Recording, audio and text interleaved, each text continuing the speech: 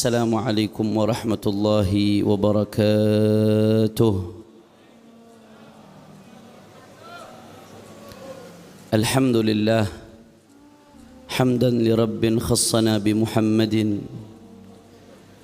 وأنقذنا من ظلمة الجهل والدياجير. الحمد لله الذي هدانا بعبده المختار من دعانا إليه بالإذن وقد نادانا لبيك يا من دلنا وهدانا.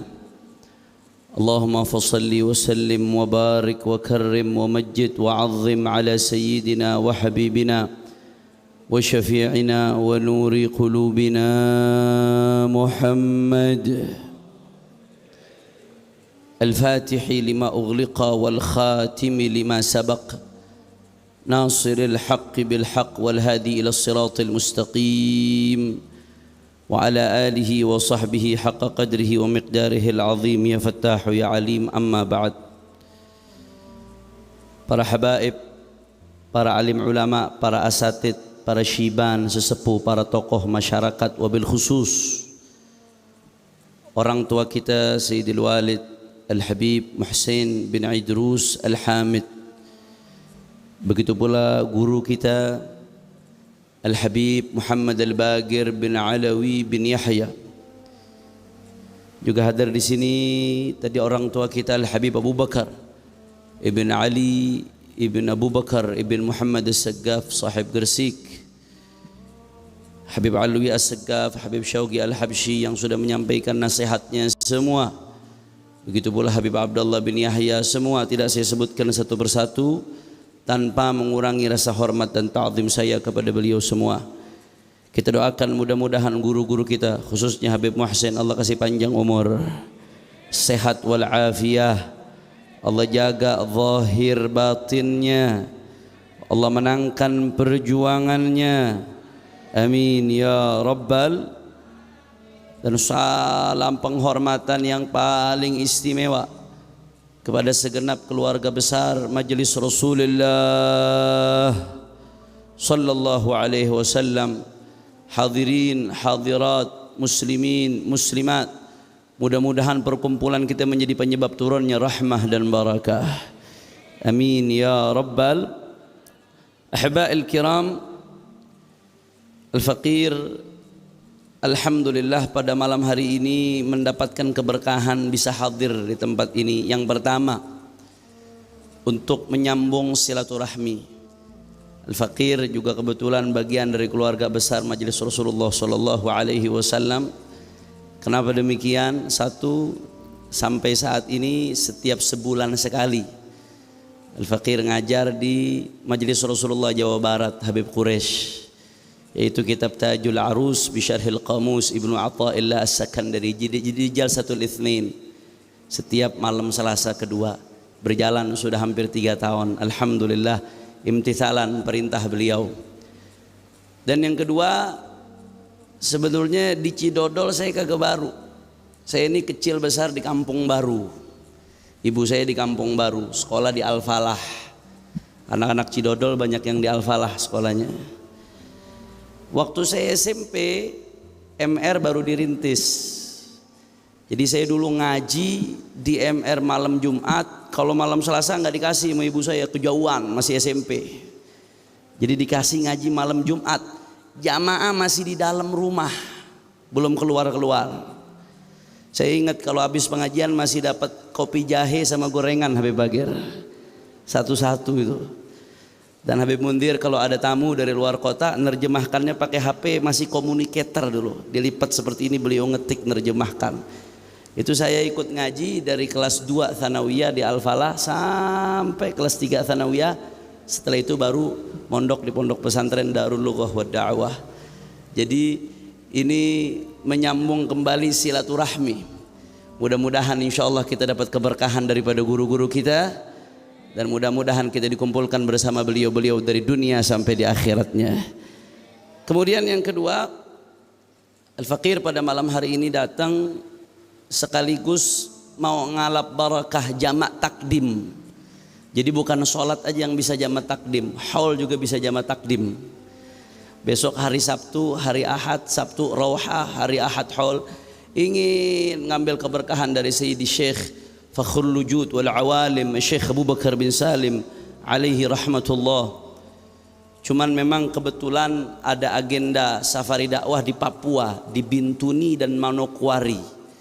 Besok malam Sabtu berangkat, yang sudah lama diagendakan. Kasihan kalau sampai mereka dibatalkan sehingga nggak bisa datang besok di hari Sabtu, hari Ahad. Jadi ini hari jamaah takdim. Nah, jadi bukan cuma sholat ada jamaah takdim, haul juga bisa jamaah takdim. Mudah-mudahan niatnya sampai, jadi dapat berkahnya nggak kurang insyaallah, mudah-mudahan.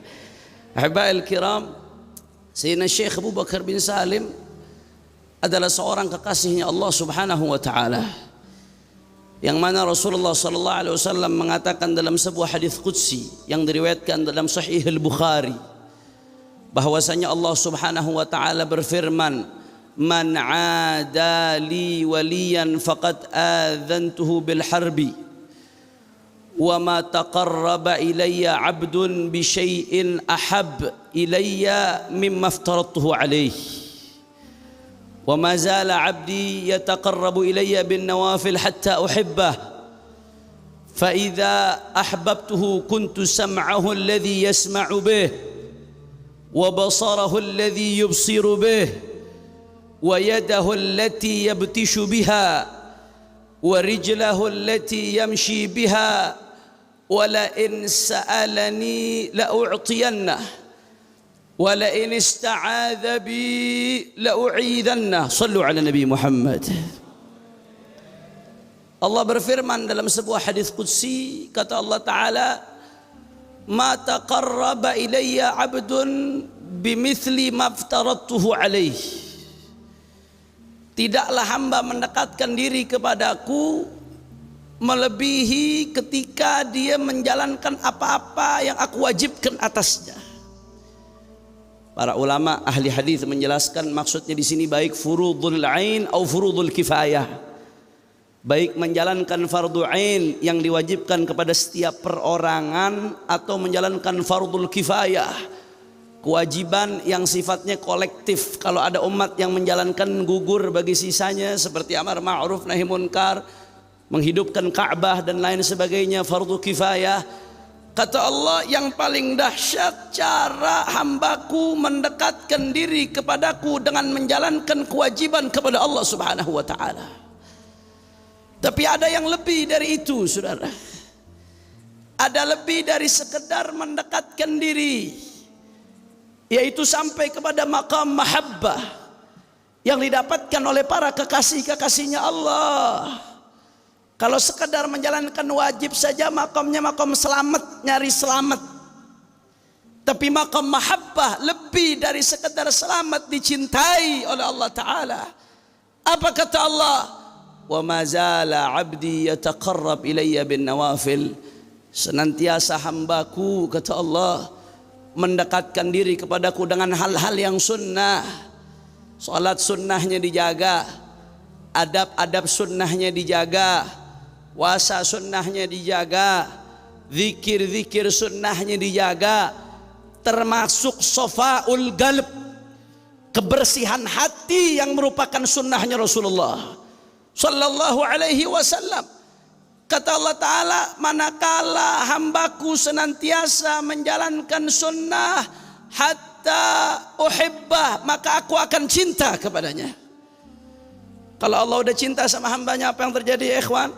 Kuntu sam'ahu alladhi yasma'u bih wa basarahu alladhi yubsiru bih. Aku akan menjadi pendengarannya, aku akan menjadi pandangannya, aku akan menjadi timbul tanda tanya di sini, Habib. Bagaimana mungkin Allah menjadi pendengaran seseorang? Apa maksud daripada ayat hadis ini, saudara? Para ulama ahli hadis menjelaskan. Sebagian ulama mengatakan kuntu sam'ahu alladhi yasma'u bi ay kuntu masmu'ahu.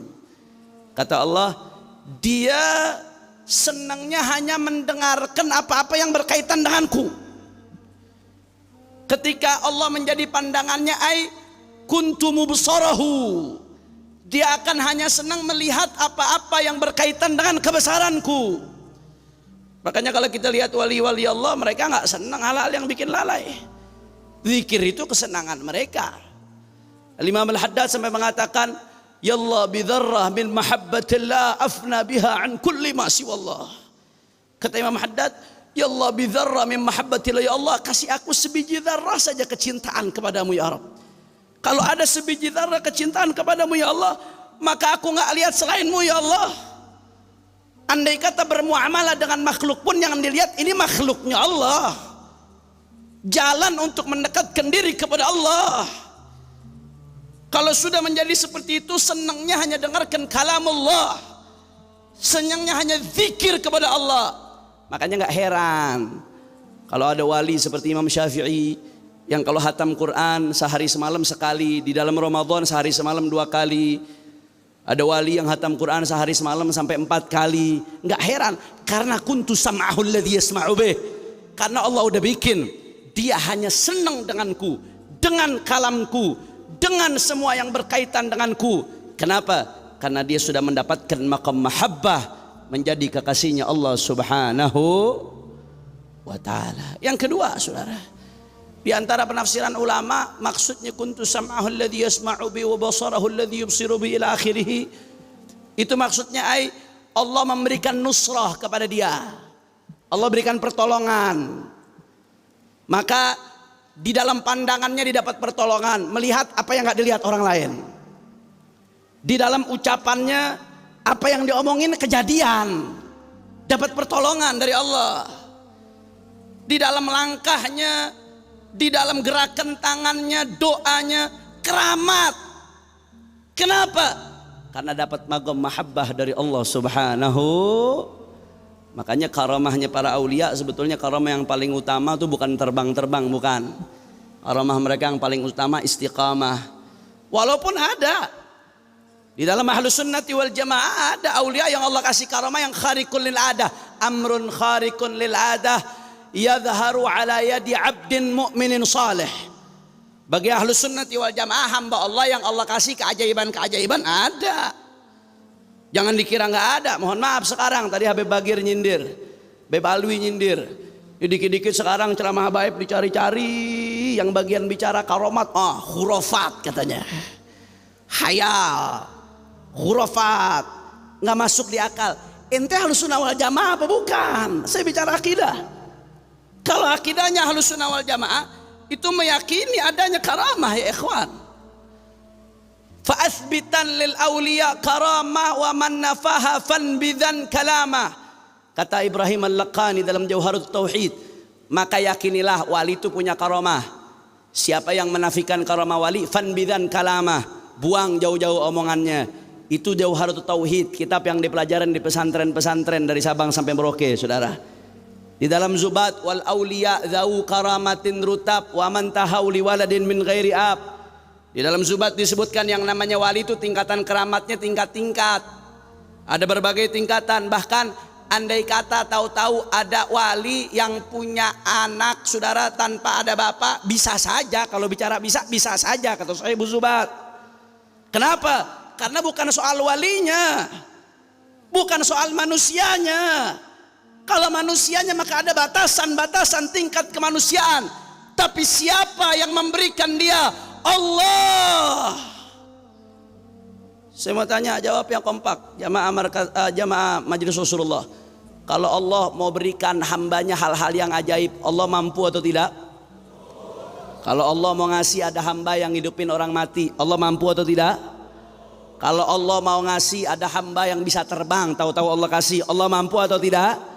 Karamah itu bukan soal si walinya, bukan soal dianya, tapi siapa yang ngasih? Allah, yang mana segala mungkinat, tarku kulli syai'in au fi'lihi. Kalau Allah mau kasih, Allah mampu, Allah bisa.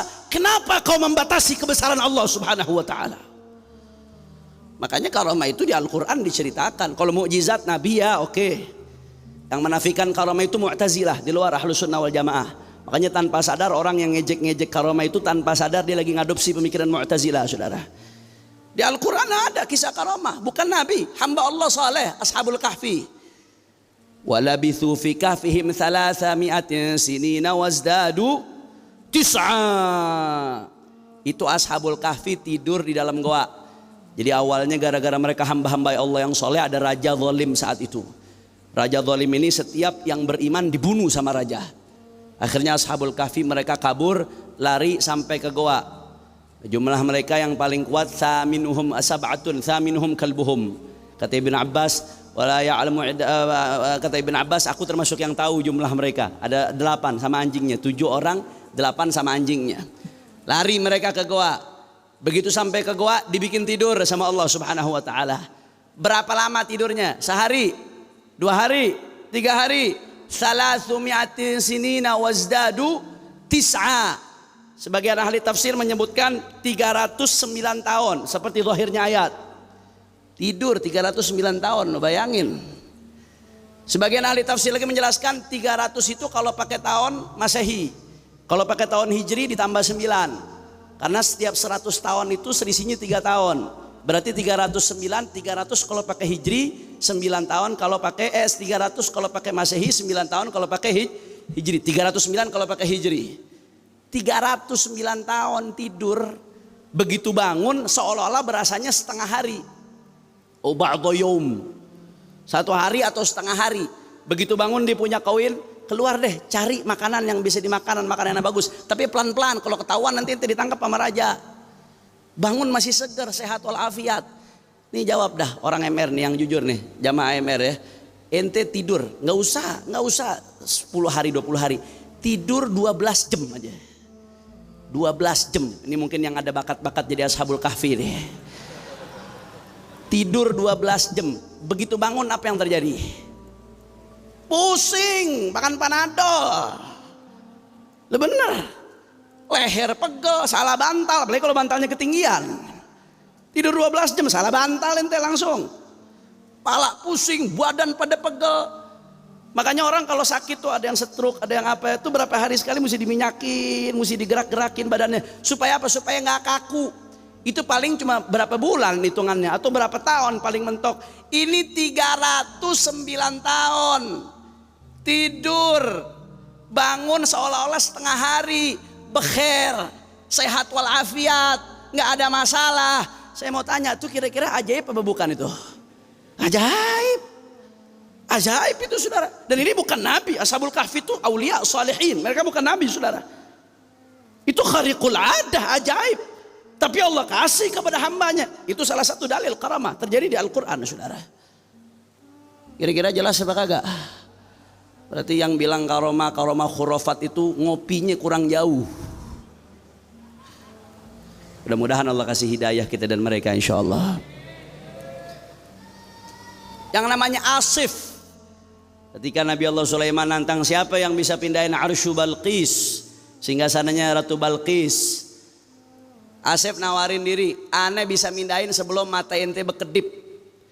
Mindahin dari Yaman singgasananya ke Palestina sebelum mata berkedip. Asif bukan nabi, orang soleh. Mindahin singgasana dari Yaman sampai ke Palestina. Itu zaman belum ada tiki. Bisa terjadi itu di Al-Quran. Orang soleh. Keajaiban itu bukan? Keajaiban. Kata siapa nggak bisa? Oh belum lagi di hadis. Oh banyak kalau kita bicara dalil karamah. Butuh 1 SKS atau 2 SKS untuk bahasnya. Wah.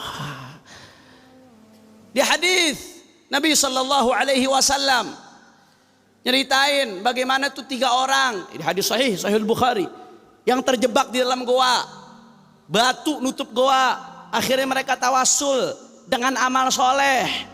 Yang satu tawasul karena pernah meninggalkan zina, ya Allah kasih kami kelapangan. Yang satu tawasul karena baktinya kepada orang tua. Yang satu lagi tawasul karena pernah nampung kambing-kambing untuk digembala, kemudian begitu orangnya datang dibalikin ke orangnya amanat. Dia tawasul, apa yang terjadi? Itu batu gede bergeser dari pintu goa. Jawab yang jujur, tuh yang begitu ajaib apa kagak itu? Ini hadis sahih dan dia bukan nabi. Wali, orang saleh, karamah ada. Makanya Ahlus Sunnah wal Jamaah meyakini, dalilnya jelas. Di zaman Sayyidina Umar bin Al-Khattab radhiyallahu an. Zaman Sayyidina Umar bin Al-Khattab saudara, itu pernah suatu saat umat Islam sedang mengirim pasukan untuk futuhat, untuk penaklukan yang namanya Roma. Persia, Faris. Persia. Akhirnya salah satu pasukan umat Islam dipimpin sama orang namanya Sariyah. Sariyah nama laki-laki, pemimpin pasukan. Akhirnya apa yang terjadi? Sayyidina Umar ibn al-Khattab lagi di Madinah, lagi khutbah Jumat di masjidnya Rasulullah sallallahu alaihi wasallam di mimbar. Tahu-tahu Sayyidina Umar ibn al-Khattab pertengahan khutbah, ya ikhwan, apa yang dikatakan Sayyidina Umar? Ini lagi bahas apa? Ini lagi khutbah. Tahu-tahu belok Sayyidina Umar ngomong apa? Ya Sariyah al-Jabala, ya Sariyah al-Jabala, ya Sariyah al-Jabala. Ini sahabat celingak-celinguk. Ini ada apa Sayyidina Umar? Kok pertengahan khutbah tahu-tahu manggil-manggil Sariyah? Belok tema ini. Kalau bahasa orang Cidodolnya kagak ada angin, kagak ada hujan. Tahu-tahu manggil Sariyah. Ini ada apa ini? Subhanallah. Begitu selesai Sayyidina Umar khutbah, begitu selesai sholat Jumat, sahabat nanya sama Sayyidina Umar, wahai Amirul Mukminin, tadi engkau pertengahan khutbah kok tiba-tiba manggil Sariyah ke gunung, Sariyah ke gunung, Sariyah ke gunung. Kata Sayyidina Umar, masa anda ngomong begitu? Iya, engkau ngomong begitu wahai Sayyidina Umar. Ini kisah diriwayatkan di dalam Al-Bidayah wan Nihayah Ibnu Katsir, juga dalam Tarikh Dimashq. Bukan kisah kaleng-kaleng ini, saudara. Diriwayatkan jelas sumbernya. Sayyidina Umar sendiri, saya nggak tahu. Itu Allah yang gerakin saya buat bicara seperti itu ke Sayyidina Umar bin Khattab. Singkat cerita, beberapa saat kemudian rombongan perang yang dipimpin Sariyah datang ke Madinah. Begitu sampai ke Madinah, apa kata rombongan perang itu? Wahai umat Islam di Madinah, wahai Amirul Mukminin, ketika perang sedang berkecambuk, musuh sedang ngepung kami bingung harus kemana. Tiba-tiba ketika itu kami mendengar suara Sayyidina Umar ibn al-Khattab. Padahal Sayyidina Umar di Madinah, ini perang arahnya ke Persia, saudara. Suara Sayyidina Umar ibn al-Khattab manggil, Sariyah naik ke gunung, Sariyah naik ke arah gunung.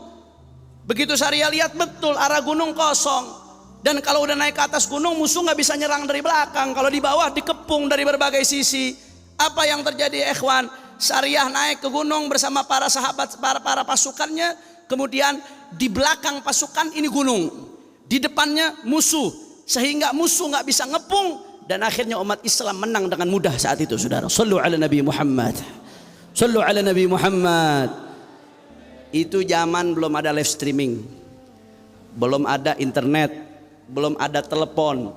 Suara Sayyidina Umar segede-gedenya dari Madinah bisa sampai ke pasukan.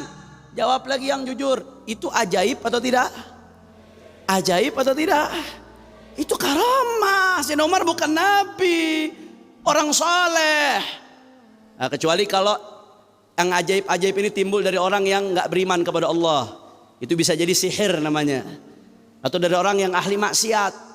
Tahu-tahu timbul yang ajaib-ajaib, itu namanya istidraj. Allah lagi ulur biar tambah jauh nyasarnya, saudara. Tapi ketika orang soleh tahu-tahu ditunjukkan keajaiban-ajaiban, itu karamah terjadi. Di Al-Quran diceritakan, di hadis diceritakan, kepada para sahabat terjadi. Jangan sembarangan nuding khurafat. Walaupun para wali itu malu. Para wali itu ketika timbul karamah malu mereka. Malu sebagaimana kalau aibnya kelihatan, saudara. Karamah yang hakiki pada para wali al-ittisal billah, nyambung sama Allah. Nyambung sama Muhammad ibn Abdullah sallallahu alaihi wasallam, itu karamah yang hakiki buat mereka. Tapi kita bicara akidah, itu fakta. Itu terjadi, ya ikhwan. Inilah keyakinan daripada ahlus sunnah. Maka hati-hati, jangan sampai tanpa kita sadar rasa benci akhirnya mengeluarkan kita dari keyakinan ahlus sunnah wal jamaah. Memang saya setuju, memang yang namanya karamah jangan sembarangan diceritakan. Jangan sembarangan diceritakan di berbagai tempat terbuka. Nggak semua siap nerima. Kalau ada yang sampai nggak mampu nerima, kesian dianya kalau sampai ingkar kepada aulia Allah subhanahu wa ta'ala. Itulah metodenya Syekh Abu Bakar bin Salim. Kata Syekh Abu Bakar bin Salim, uktum hawana in aradta ridana wahdar tubihu bisirrina lisiwana. Kata Syekh Abu Bakar, tutup mulut. Kalau kamu cinta kepada kami, kalian pengen ridho dari kami, tutup mulut. Jangan sembarang ngomong. Wahdar tubihu bisirrina lisiwana. Hati-hati, kata Syekh Abu Bakar. Jangan kau sebarkan rahasia kami kepada orang-orang selain kami. Kenapa? Syekh Abu Bakar bin Salim kesian kalau sampai ada umat Nabi Muhammad SAW yang takut ketulah. nggak siap nerima dengar karamah, akhirnya ketulah, kesian. Karena di awal hadis tadi dikatakan man ada liwaliyan, orang kalau udah musuhin walinya Allah, saudara, musuhin kekasihnya Allah, faqad adzantuhu bil harbi, kata Allah, aku umumkan perang melawan dia. Orang yang udah ditantang perang sama Allah, mau nyari selamat di mana? Mau nyari selamat di mana? Mau nyari selamat dari manusia? Nyari selamat dari raja? Nyari selamat dari mana kalau ditantang perang sama Allah? La munjia, la manja, wala malja'a minallahi illa ilaih. Tidak ada jalan dari Allah kecuali menuju Allah. Kalau udah ditantang perang sama Allah, mau nyari selamat dari mana? Maka oleh karena itu kita sendiri juga harus bijak. Sebagai pecinta aulia Allah, hati-hati. Khatibun nas ala qadri uqulihim. Bicara sama orang sesuai dengan kadar akalnya. Kata Sayyidatuna Aisyah radhiyallahu anha, amarana Rasulullah sallallahu alaihi wasallam an nunazzilan nasa manazilahum. Rasulullah memerintahkan kami untuk memposisikan orang sesuai dengan posisinya. Kalau yang untuk konsumsi publik cukup ceritain istiqomahnya, ceritain ibadahnya, ceritain kesabarannya, ceritain akhlak mulianya. Karamahnya ente simpen buat diri ente dan murid-murid yang khusus. Nggak semuanya siap nerima. Kesian kalau ada sampai orang yang ingkar. Kata Sultanul Aulia Syekh Abdul Qadir Al-Jilani, kalau ada orang yang berani ingkar kepada aulia Allah, ibtalahullah bimautil qalb, Allah akan matikan hatinya, saudara. Makanya nggak heran kalau ada orang udah musuhin wali, nyaci maki wali, menghina-hina wali, mau dinasehatin pakai apa lagi kagak mempan, saudara. Sedunia ulama nasihatin kagak bakal mempan, saudara.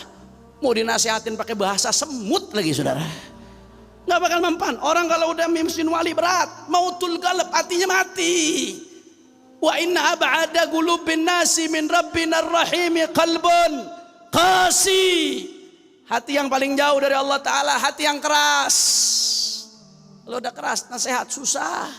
Salah satu penyebab hati mati adalah memusuhi wali-walinya Allah Subhanahu wa Ta'ala. Maka kesimpulan yang saya sampaikan, ya, kita sebagai pecinta aulia harus bisa bijak. Kalau kata, saya pernah dengar dari Sayyidil Habib Umar bin Muhammad bin Salim bin Hafid, kata beliau, la tukhatibun nas bilisanin tiwa'ika lisyekh, walakin khatibhum bilisani syara'. Kalau bicara sama orang umum, bicara pakai lisan syariat. Jangan bicara dengan lisan tenggelamnya kita dalam cinta kepada seseorang wali, atau tenggelamnya kita kepada seorang guru. Kita tenggelam kepada seorang guru, wajib, harus. Gak akan sampai murid kepada Allah kalau gak tenggelam dalam cinta kepada gurunya.